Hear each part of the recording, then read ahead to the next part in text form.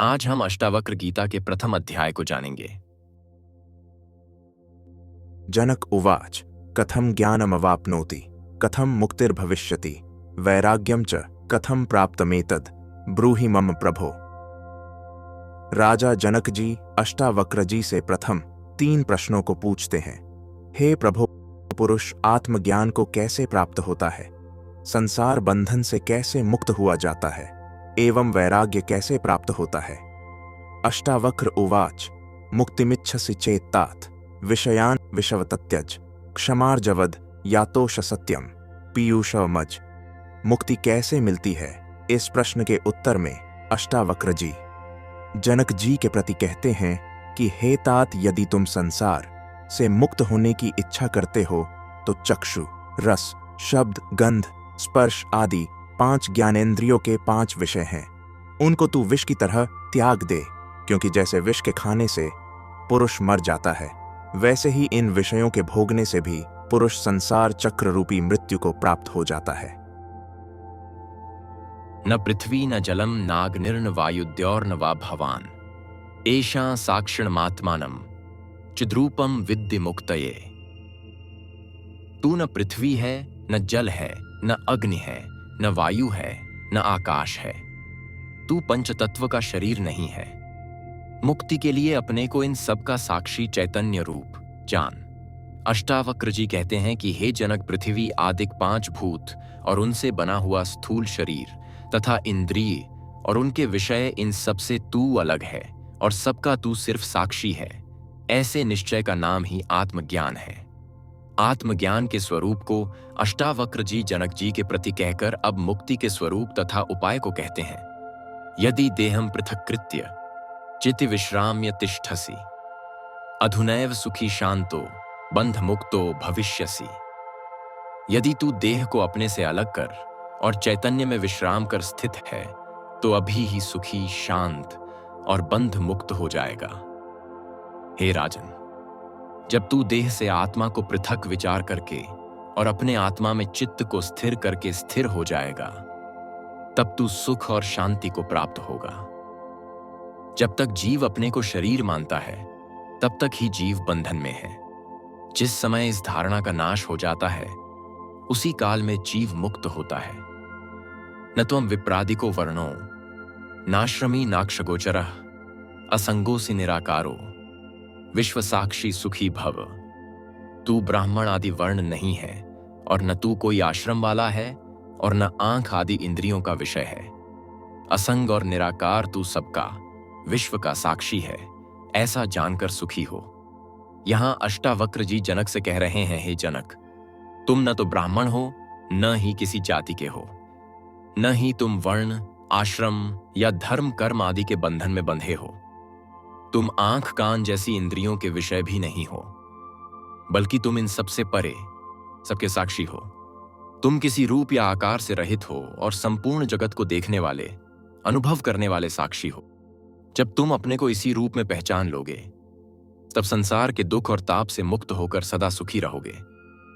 धर्माधर्मो सुखम दुखम मानसानि न ते विभो न कर्तासि न भोक्तासि मुक्त एवासि सर्वदा। हे विभो, धर्म और अधर्म, सुख और दुख मन के है, तेरे लिए नहीं। तू न करता है न भोगता है, तू तो सर्वदा मुक्त ही है। फिर उसी वार्ता को दृढ़ करने के लिए अष्टावक्र जी कहते हैं, एको दृष्टासि सर्वस्य मुक्त प्रयोसि सर्वदा अयमेव हि ते बंधो दृष्टारम पश्यसि तरम। तू एक सबका दृष्टा है और सदा ही मुक्त है। तेरा बंधन यही है कि तू अपने को छोड़कर दूसरे को दृष्टा देखता है। अष्टावक्र आगे बताते हैं, अहं कर्तेत्यहम्मान महाकृष्णा हि दंशितः नाहं कर्तेति विश्वासामृतम पीत्वा सुखम भव। मैं करता हूं, ऐसे अहंकार रूपी अत्यंत काले सर्प से दंशित हुआ तू। मैं करता नहीं हूं, ऐसे विश्वास रूपी अमृत को पीकर अभी सुखी हो। हे जनक, मैं इस कर्म का करता हूं एवं मैं इसके फल को भोगूंगा। यह जो अहंकार रूपी काला सर्प है, इसी सर्प से डसा हुआ सारा संसार जन्म मरण रूपी चक्र में पड़कर भटकता रहता है और तू अभी मैं करता नहीं हो पा रहा। ऐसा निश्चय रूपी अमृत को तू पान करेगा, तब तू सुखी होगा। एको सिद्ध बोधो हमिति सत्यवहनिना प्रज्वल्य ज्ञान गहनम वीत शोकः सुखी भव। मैं एक विशुद्ध ज्ञान हूं, इस निश्चय रूपी अग्नि से गहन अज्ञान वन को जला दें, इस प्रकार शोक रहित होकर सुखी हो जा। हे राजन, तू यह दृढ़ निश्चय कर ले कि मैं ही सर्वज्ञ और सर्वव्यापक हूं। मेरे अंदर न तो समानता असमानता का कोई भेद है और न ही कोई अशुद्धि। मैं तो स्वभाव से ही शुद्ध हूं। मुझ में अज्ञान, माया या पाप जैसी कोई मलिनता नहीं है। जब तू इस निश्चय रूपी अग्नि को प्रज्वलित करेगा तो यह अज्ञान रूपी जंगल को जलाकर नष्ट कर देगा। तब तू जन्म मरण के दुख और शोक से मुक्त होकर परम आनंद को प्राप्त करेगा। यत्र विश्वमिदं भाति कल्पितम रज्जु सर्पवत् आनंद परमानंदः बोधस्त्वम सुखम चर। यहां यह विश्व रस्सी में सर्प के समान भासता है, यही आनंद परमानंद रूपी बोध है। अतः तू सुखपूर्वक विचर। जैसे 10 लोग सोते हैं और प्रत्येक अपने अपने स्वप्न देखता है, लेकिन जिसका जागरण हो जाता है उसी का स्वप्न नष्ट हो जाता है और बाकी लोग अपने अपने स्वप्न देखते रहते हैं। ठीक वैसे ही हे राजन, तू अज्ञान रूपी नींद से जाग, अपने असली ज्ञान स्वरूप को पहचान और उसी में स्थिर होकर संसार में सुखपूर्वक विचर। मुक्ताभिमानी मुक्तो हि बद्धो बद्धभिमान्यपि किन्वदन्तिहा सत्येयम या मतिः स गतिर्भवेत्। मुक्ति का अभिमानी मुक्त है और बद्ध का अभिमानी बद्ध है। यहाँ यह किंवदंती सत्य ही है कि जैसी मति वैसी ही गति होती है।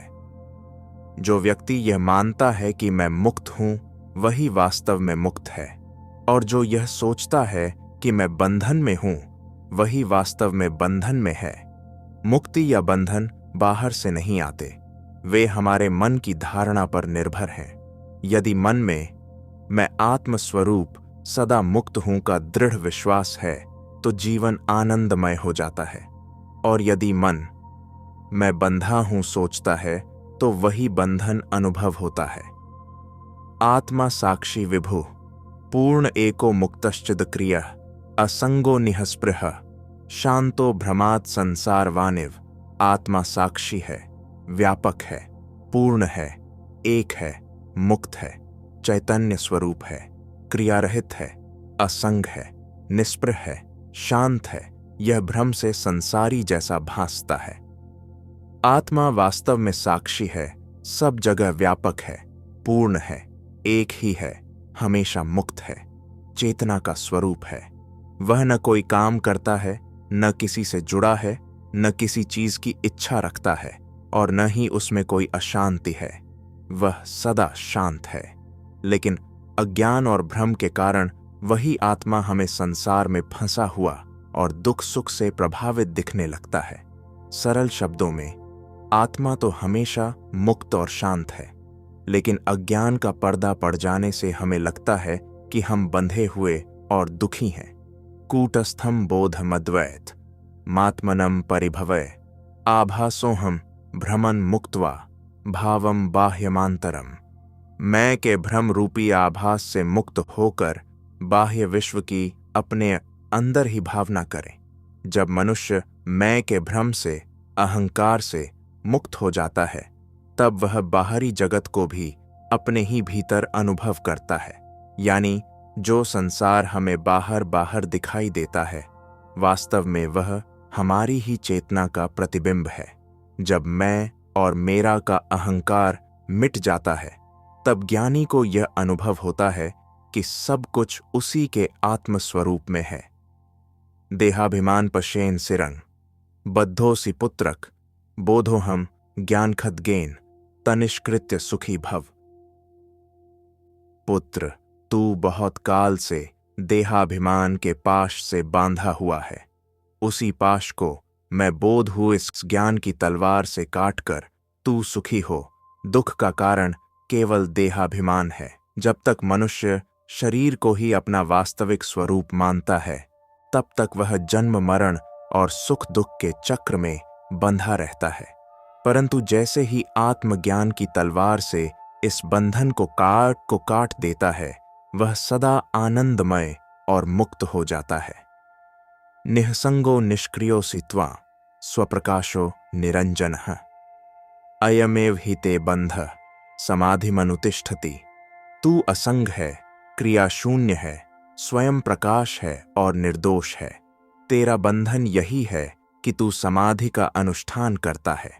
यहाँ अष्टावक्र जी यह बता रहे हैं कि जब आत्मा स्वयं ही मुक्त और ज्योतिर्मय है, तो फिर उसे किसी साधना, साधन या क्रिया से सिद्ध करने की आवश्यकता नहीं है। मैं ध्यान करूं, मैं समाधि लगाऊं, यह भाव भी अहंकार है और यही असली बंधन है। त्वया व्याप्तमिदं विश्व त्वयि प्रोतम यथार्थतः बुद्ध स्वरूपस्त्वं मा गम्मा क्षुद्र चित्तताम। यह संसार तुझ में व्याप्त है, तुझी में पिरोया है यथार्थतः।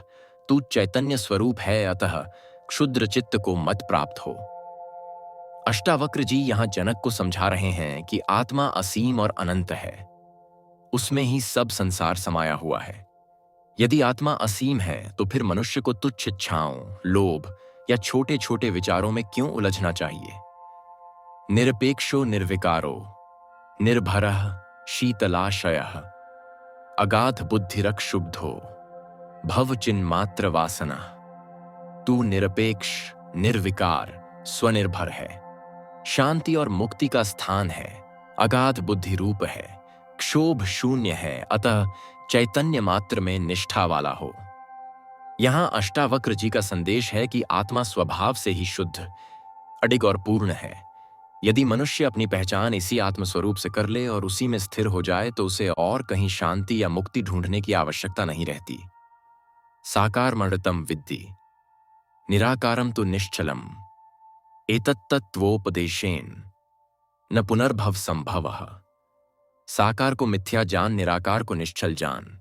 इस तत्व के उपदेश से संसार में पुनः उत्पत्ति नहीं होती। अष्टावक्र जी यहां स्पष्ट कर रहे हैं कि यदि हम केवल रूपांतरणों और बाहरी जगत को वास्तविक मानते हैं तो हम पुनः सुख दुख और जन्म मरण के चक्र में उलझते रहेंगे। लेकिन आत्मस्वरूप को जान लेने से मोक्ष की प्राप्ति होती है और पुनर्जन्म का बंधन टूट जाता है। यथैवादर्श मध्यस्थे रूपेन्तः परितस्तु सः तथैवास्मिन् शरीरेन्तः परितः परमेश्वरः। जिस तरह दर्पण अपने में प्रतिबिंबित रूप के भीतर और बाहर स्थित है, उसी प्रकार परमात्मा इस शरीर के भीतर और बाहर स्थित है। सरल शब्दों में हम जिस शरीर और जगत को अलग समझते हैं, वास्तव में परमात्मा हर जगह व्याप्त है, अंदर बाहर सभी रूपों में एक ही चेतना के रूप में मौजूद है। एकं सर्वगतं व्योम बहिरंतर यथा घट्टे नित्यम निरंतरम ब्रह्म सर्वभूतगणे। तथा जिस प्रकार सर्वव्यापी एक आकाश घट के भीतर और बाहर स्थित है, उसी तरह नित्य और निरंतर ब्रह्म सब भूतों में स्थित है। जैसे सर्वव्यापी आकाश किसी पात्र घट के भीतर भी है और बाहर भी, ठीक उसी प्रकार नित्य और निरंतर ब्रह्म सभी जीवों और भूतों में व्याप्त है। सरल शब्दों में ब्रह्म एक है और हर जगह है। किसी जीव, वस्तु या स्थान में वह सीमित नहीं है। जैसे आकाश का अनुभव पात्र के अंदर और बाहर दोनों जगह में होता है, वैसे ही ब्रह्म सभी प्राणियों और जगत में स्थित है।